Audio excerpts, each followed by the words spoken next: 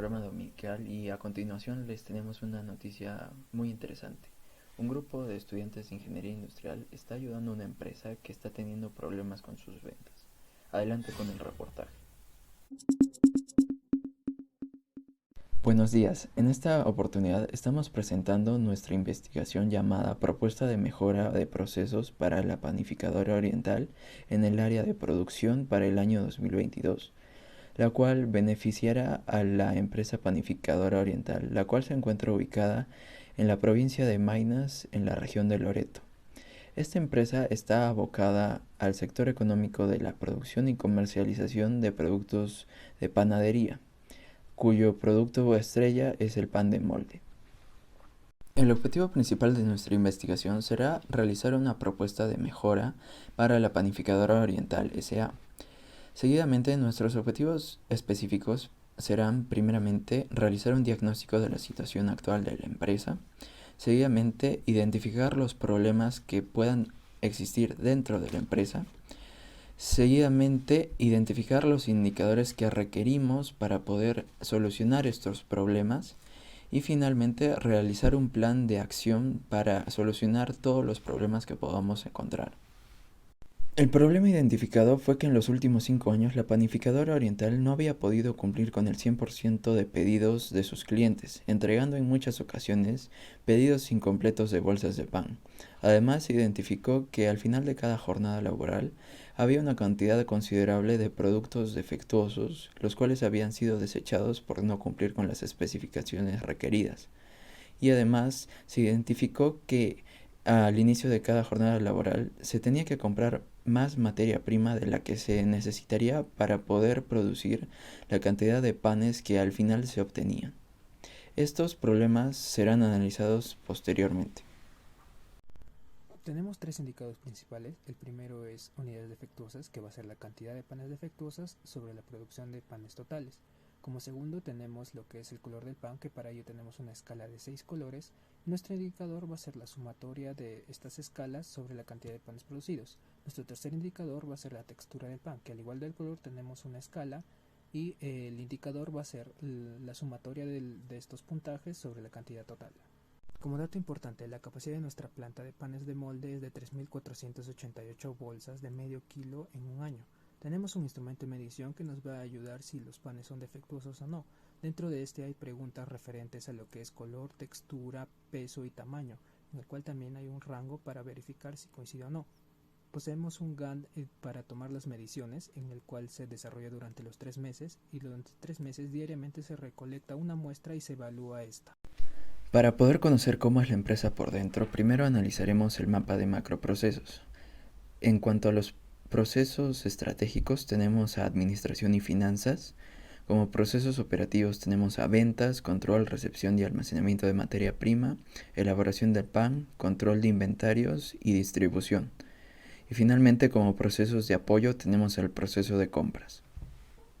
Para analizar las relaciones que se dan entre estos procesos, evaluaremos nuestro mapa de procesos interrelacional. Todo empieza con una expresión de interés por parte del cliente, la cual es recibida por el proceso de ventas. Este proceso envía un informe de demanda y un comprobante de ventas a administración y finanzas, y además una orden de pedido de insumos al proceso de compras.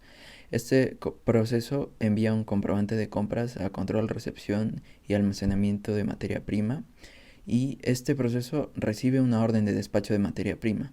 Esto indica que puede enviar a través de un informe de recepción bruta toda la materia prima al proceso de elaboración del pan. En este proceso se recibe una orden de producción, lo cual indica que se pueden iniciar las operaciones. Luego, una vez terminadas estas operaciones, se envía un informe de producto terminado a control de inventarios. Este proceso envía un informe de inventarios a distribución y en este proceso de distribución también llega una orden de entregas, lo cual indica que se pueden ya entregar las órdenes preparadas. Y finalmente el proceso de distribución envía un informe de entrega de pedidos a administración y finanzas. A través de este diagrama de recorrido podemos observar las distintas actividades que se dan dentro del proceso de elaboración del pan. La primera de estas sería el pesado y el control de materia prima, seguido de la mezcla y el amasado de la masa, el cortado de la masa, el boleado, el secado de los trozos de masa, el moldeado de estos trozos, el fermentado, el tapado de moldes, el horneado, el destapado de estos moldes, el cortado del pan, el enfriado y finalmente el embolsado. Además, gracias a este plano isométrico de la planta actual, podemos darnos cuenta que muchas de las actividades mencionadas anteriormente están muy distanciadas físicamente de sus actividades predecesoras, lo cual puede afectar en el proceso de elaboración del pan. Pasaremos a las características de calidad del producto, ya que nuestro estudio principalmente se basa en ver los errores de los productos y de manera global los defectuosos. Es oportuno que veamos las características de calidad. En este caso, las principales características organolépticas sería el peso, que sería 500 gramos, la textura, que estaría en un nivel 1, el color en un nivel 3, de acuerdo a la escala, y finalmente tenemos el tamaño, que sería de 35 centímetros. Bien, ahora tenemos un análisis del sistema actual de la planta. En primer lugar, vamos a analizar el primer indicador, que es el porcentaje de defectuosos. Tenemos que según la gráfica P, este tiene una proporción de defectuosos con respecto al total de 3,7%. Eso también lo vemos en la gráfica de estabilidad, ya que el proceso se estabiliza justamente en este valor. De igual manera, en el histograma podemos observar que el porcentaje de defectuosos va desde 2,37 a 4,95. Esto sobrepasa el valor deseado por la empresa, que es 3%.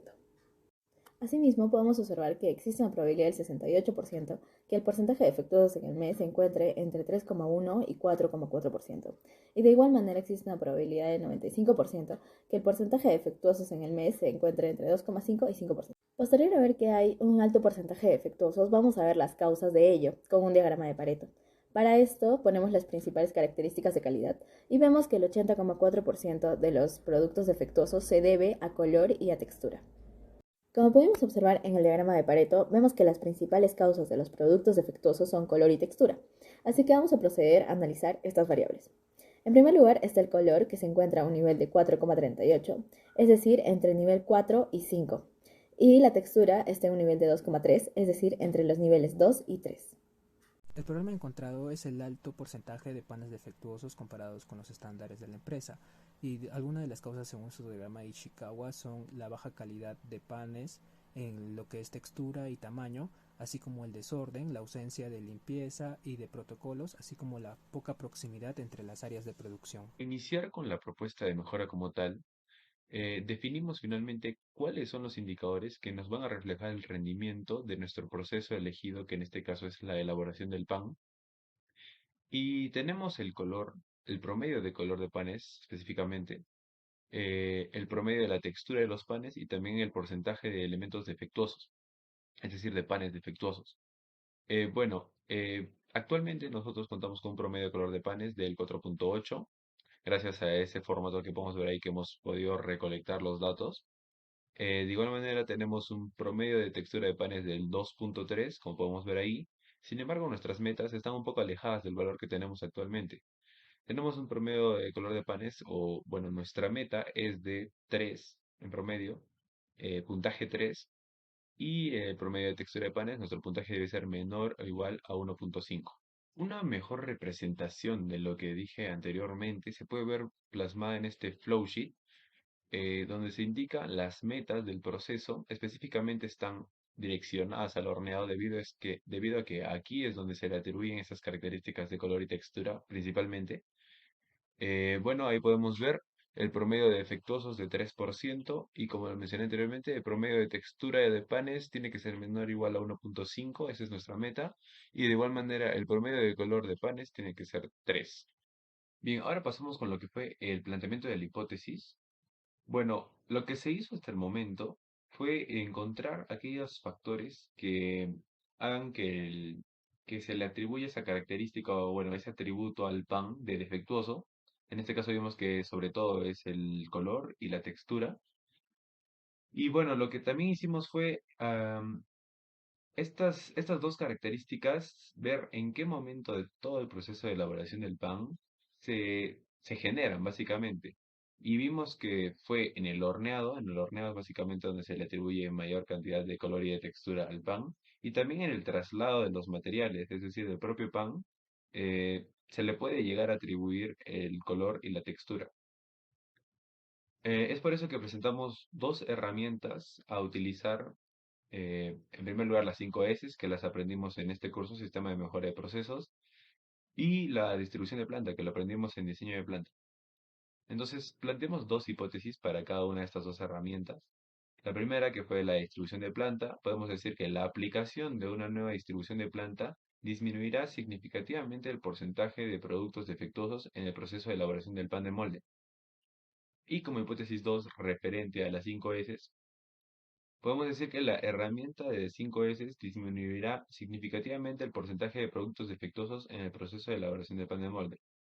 Cabe resaltar que estas son solamente hipótesis y más tarde comprobaremos si es que realmente son verdaderas o no. Bien, ahora para lo que es la distribución de planta como tal, tenemos que considerar ciertas áreas. Principalmente hemos considerado el área de recepción de materia prima, el área de almacén de producción, el área de almacén de productos terminados, el área de ventas, área de administración y los servicios higiénicos. Bueno, ahora pasamos con lo que fue el cálculo del área de producción.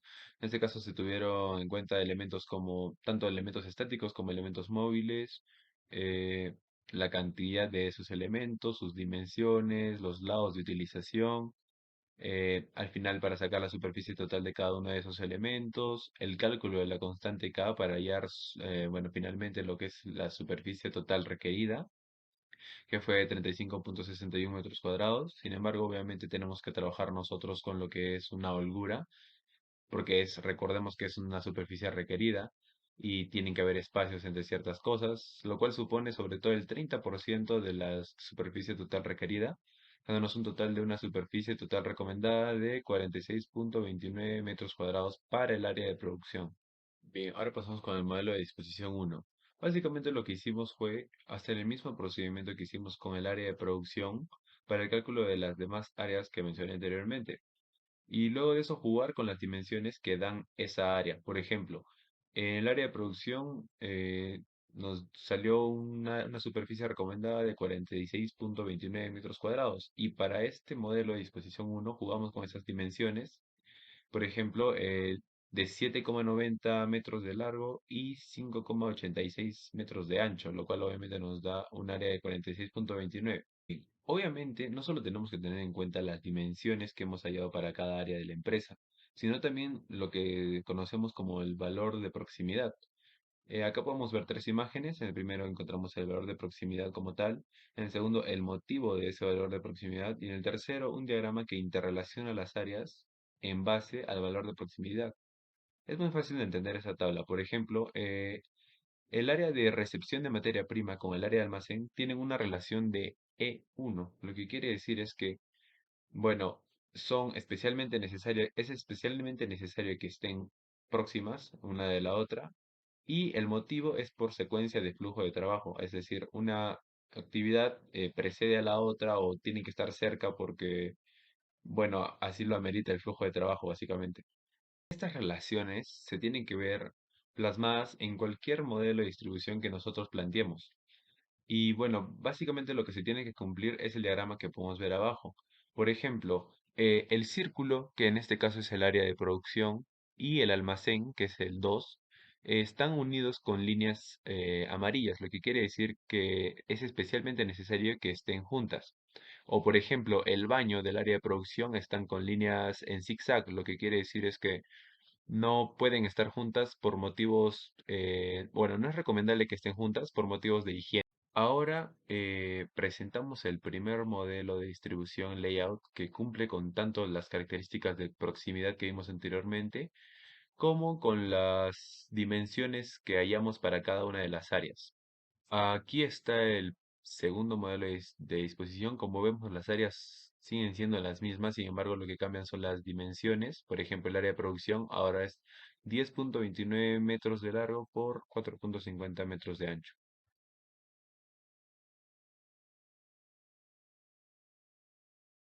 Nos encontramos ante dos layouts finalistas, por así decirlo, que ambos cumplen tanto con las dimensiones como con el diagrama de relación de proximidades, por lo tanto tenemos que elegir un ganador. Para realizar la elección de qué layout finalmente es el ganador, lo que hicimos nosotros fue una tabla de ponderación de factores, teniendo en cuenta los factores de adaptabilidad, eficacia del recorrido de productos y materiales, facilidad de supervisión y de control, utilización de superficies y la seguridad. Puntuamos estas dos alternativas y obviamente la ganadora fue la alternativa 2, la segunda disposición de planta.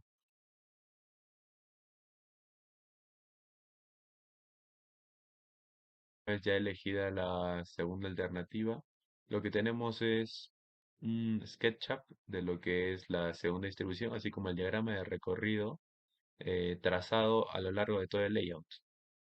Como segunda propuesta tenemos la implementación de las 5 S que nos va a ayudar en lo que es la limpieza, la organización y la estandarización del área. En la primera S vamos a separar todo lo que es útil en nuestro proceso, como podemos ver en la lista de mi costado. Después de haber separado todo lo útil, vamos a clasificarlo según su frecuencia de uso. Además de ello, se va a zonificar las zonas de trabajo, tanto la mesa, su superficie y sus cajones. Para nuestra tercera S de limpiar e inspeccionar vamos a necesitar los útiles de limpieza como lejía, franelas, rociadores y baldes especiales, así como estandarizar los procesos de limpieza tanto en el piso, en la mesa y en nuestras máquinas como el horno, la amasadora, las cámaras de fermentación. Aquí en mi costado podemos ver algunos de los diagramas de flujo para realizar la limpieza. Para tener un control necesitamos formatos de inspección, el cual va a tener preguntas relacionadas al orden y limpieza, así como el seguimiento de estándares que se estableció en los diagramas de flujo. En la cuarta S de estandarización tenemos a nuestras pegatinas, así como su ubicación para colocar cada instrumento en su lugar, también nuestro mueble y las bandejas con las medidas propuestas. En la quinta S de disciplina necesitaremos un comité de las 5 S que se va a encargar de controlar todo lo relacionado a esta herramienta, y para ello va a necesitar instrumentos de control, tales como los presentados aquí abajo, en el cual va a controlar la limpieza, así como el actuar y la recepción de datos acerca de los jefes de nuestros comités de las diferentes áreas. Nuestra quinta S también va a necesitar de algunos afiches concientizadores que van a estar pegadas en las paredes para que los operarios puedan verla. Además tenemos una tabla que va a mostrar el costo de la implementación de nuestra herramienta. Finalmente, se estima que al cabo de un año, con las mejoras planteadas, se va a tener un porcentaje de efectuosos de 2,7%. Y como se puede ver en el histograma, los datos que sobrepasan el objetivo son mínimos. Asimismo, se puede ver que existiría una probabilidad del 68% que el porcentaje de defectuosos esté entre 2,45 y 2,96 en un mes. Y de igual manera, a un 95% de probabilidad que el porcentaje de defectuosos en un mes sea entre 2,2 y 3,2. Esto sí sobrepasa la meta, pero sin embargo no lo sobrepasa por mucho. Luego tenemos el análisis del color, que este se encuentra en un nivel de 3,008, lo cual es su meta. O sobrepasa, pero por mínimas. Y en cuestión de la textura, también ha llegado a su meta. También se construyó una gráfica comparativa entre el pasado y los resultados estimados después del planteamiento de las mejoras, donde se puede observar que el objetivo se encuentra en el sesgo izquierdo en un pasado y con las mejores propuestas se encontraría en el sesgo derecho. Finalmente, se tiene que antes existió una probabilidad del 12% de cumplir el objetivo. Sin embargo, se estima que con las mejoras planteadas se puede llegar a un 92% de probabilidad de cumplir con que el porcentaje de defectuosos sea menor a 3%. Finalmente, para las conclusiones, este trabajo ha sido de mucha ayuda para nosotros como futuros ingenieros industriales, porque de alguna manera nos ha permitido identificar una serie de pasos que tenemos que seguir siempre cada vez que queremos implementar una mejora en alguna empresa. Es por eso que es muy importante la medición. Tenemos que saber a dónde nos dirigimos con un trabajo enfocado en la mejora de un proceso. Realizar mediciones tanto antes como después de la aplicación es lo más importante que va a hacer un ingeniero industrial. Y como segunda conclusión tenemos que cada empresa es distinta y cada proceso amerita distintas herramientas de mejora, como lo vimos en este trabajo, aprendidas a lo largo de la carrera, ya sea distribución de planta, investigación de operaciones, Lean Manufacturing y todas las herramientas que componen el Lean Manufacturing. Sin embargo, algo que nunca está de más es el análisis estadístico de los datos, y es algo que nos hemos dado cuenta con este trabajo. y que siempre a toda empresa le va a ser muy beneficioso el reducir la variabilidad de sus procesos, es decir, que sus procesos se mantengan en un estado el cual pues sus variables no salgan de lo que se pone la empresa, se plantea la empresa. Y eso sería todo. Muchas gracias.